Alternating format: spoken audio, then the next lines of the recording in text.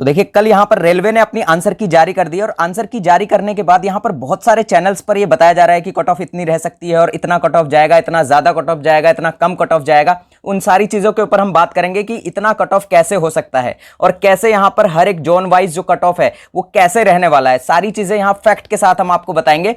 तो सबसे पहले देखिए यहां पर जब ये रिक्रूटमेंट निकाली गई थी 2019 वाली जो एनटीपीसी की रिक्रूटमेंट है वो टोटल पोस्ट यहां पर है 35,273, यानी कि 35,273 ये पोस्ट निकाली गई थी। और एप्लीकेशन इसके लिए कितने आए थे, यानी कि कितने लोगों ने यहां अप्लाई किया है, तो 1,25,00,000 फॉर्म यहां पर भरे गए हैं। अब यहां पर प्रेजेंट कितने हुए हैं, तो यहां प्रेजेंट हुए हैं लगभग 62 लाख लोग। अब यहां देखिए यहां प्रेजेंट से यहां पर कट ऑफ का कोई भी लेना देना नहीं है। ये बात आप क्लियर अपने माइंड में बिठाकर रखिएगा कि यहां प्रेजेंट यहां कहा जा रहा है कि जैसे कि 40% या 50% लोग यहां पर एग्जाम में प्रेजेंट हुए हैं तो इसलिए कट ऑफ यहां बहुत ज्यादा लो चला जाएगा, लेकिन ऐसा बिल्कुल भी नहीं है।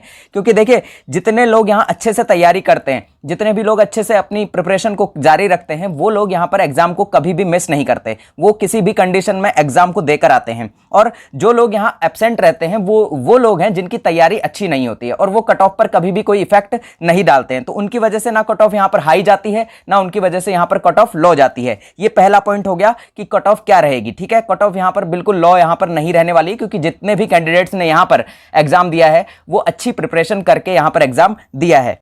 अब यहां दूसरा जो पॉइंट है वो आपको यह ध्यान रखना है कि पिछली बार यानी कि जब 2016 में ये रिक्रूटमेंट आई थी तब यहां पर 15 गुना स्टूडेंट यहां पर पास किए गए थे सीबीटी 1 के अंदर। अब यहां पर लेकिन जब ये 2019 के अंदर रिक्रूटमेंट आई है तो उसमें यहां पर रेलवे ने कहा है कि यहां पर 20 गुना यानी कि 20 टाइम्स स्टूडेंट यहां पर पास किए जाने हैं सीबीटी 2 के लिए। तो लगभग 7 लाख स्टूडेंट यहां पर बैठेंगे सीबीटी 2 के अंदर। तो 7 लाख स्टूडेंट यहां पर सीबीटी 2 देने वाले हैं। अब यहां देखिए आपका जो कट ऑफ है वो डिपेंड करेगा यहां पूरी तरह से नॉर्मलाइजेशन के ऊपर, और नॉर्मलाइजेशन दो बातों के ऊपर डिपेंड करेगा, आपकी शिफ्ट और आपकी एक्यूरेसी के ऊपर।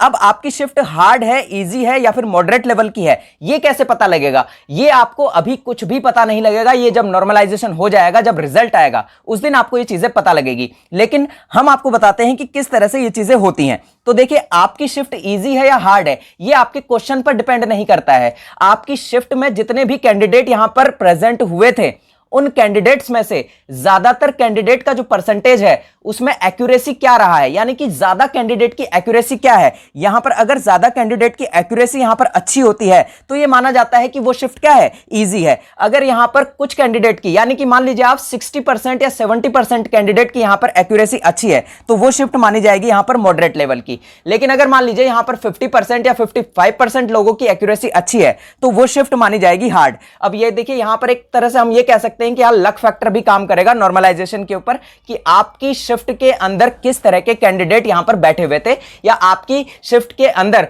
किस तरह के यहां पर एक्यूरेसी ज्यादातर कैंडिडेट की रही है। तो उस चीज पर यह सारा कुछ डिपेंड करेगा।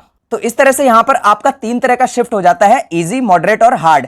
अगर आपकी शिफ्ट इजी है यानी कि आपके जो शिफ्ट है उसके अंदर यहां पर कैंडिडेट की एक्यूरेसी अच्छी है तो आपके मार्क्स यहां 7 से लेकर 10 नंबर तक बढ़ सकते हैं। अगर आपकी शिफ्ट यहां पर मॉडरेट लेवल की है तो यहां आपके मार्क्स 10 से 12 नंबर तक बढ़ते हुए आपको दिखाई दे सकते हैं। और अगर आपकी शिफ्ट यहां पर हार्ड है तो आपके मार्क्स यहां पर 15 से 20 नंबर बढ़ सकते हैं।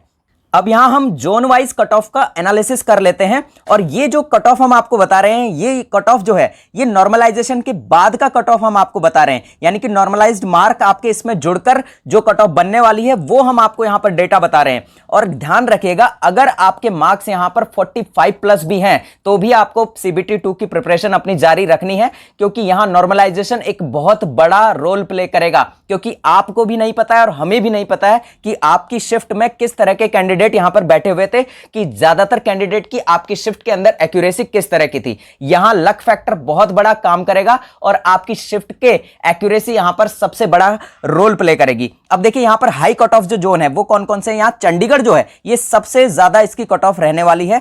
चंडीगढ़, सेकंड नंबर पर इलाहाबाद, फिर कलकत्ता, मुंबई, अजमेर और फिर गोरखपुर। यहां देखिए अगर जनरल की कट ऑफ की बात करें तो यहां 74 से लेकर 79 के बीच यहां कट ऑफ रहने वाला है। और ये जो कट ऑफ हम आपको बता रहे हैं नॉर्मलाइज्ड मार्क्स के बाद का कट ऑफ है। और ईडब्ल्यूएस की कट ऑफ यहां पर 70 से लेकर 75। अब आप कहेंगे कि ईडब्ल्यूएस की कट ऑफ इतनी ज्यादा क्यों हो गई। देखिए यहां पर ईडब्ल्यूएस वालों ने, बहुत से लोगों ने यहां पर सर्टिफिकेट बनवा लिया है, ज्यादा से ज्यादा लोगों ने, तो यहां इसीलिए यहां कट ऑफ ईडब्ल्यूएस की ज्यादा ही देखने को आपको मिलेगी।